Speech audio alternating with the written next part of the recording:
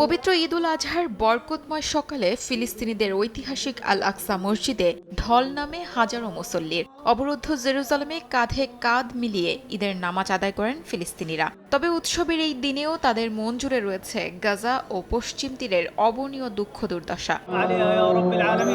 পুরো মুসলিম বিশ্বে শান্তি ফিরে আসুক, পবিত্র জেরুজালেম সহ সমগ্র ফিলিস্তিন দখলদারিত্ব থেকে চিরতরে যেন মুক্তি পায়, এই প্রত্যাশাই আমাদের। ঈদের আনন্দের ছোঁয়া লেগেছে লিবিয়াতেও। দেশটির ত্রিপোলিতে বিপুল উৎসাহ উদ্দীপনায় ঈদের নামাজ আদায় করেন সাধারণ মানুষ, যেখানে তাদের প্রধান প্রার্থনা ছিল দেশের রাজনৈতিক ঐক্য ও সমৃদ্ধি। আমরা চাই মুসলিম বিশ্বের মানুষগুলো শান্তি এবং সমৃদ্ধিতে বাঁচুক, জেরুজালেমের দখলদারিত্ব বন্ধ হোক, বিশেষ করে পশ্চিম তীর এবং গাজায় হামলা বন্ধ করতে হবে।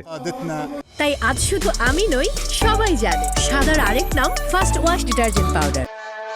অন্যদিকে মিশরের কায়রোতেও রাস্তায় উৎসবের চিরচেনা আমেজ। রং বেরঙের বেলুন হাতে মেতে উঠেছে শিশুরা।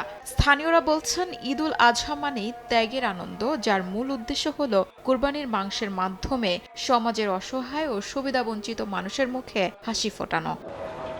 একই সময়ে ইরাকের কারবালা নগরীর ইমাম হোসেনের মাজার এবং যুদ্ধবিধ্বস্ত মুসুলের আল নুরি মসজিদে জাঁকজমকপূর্ণভাবে ঈদের জামাত অনুষ্ঠিত হয়। তবে উৎসবের এই আলো পুরোপুরি স্পর্শ করতে পারেনি সিরিয়ার রাজধানী দামেস্কের সাধারণ মানুষকে। সেখানে আলথানা মসজিদে ঈদের নামাজ আদায় করলেও তীব্র অর্থনৈতিক সংকট আর কর্মহীনতার কারণে বিষাদের ছায়া নেমে এসেছে জনজীবনে। শিউলি রোজা, সময় সংবাদ।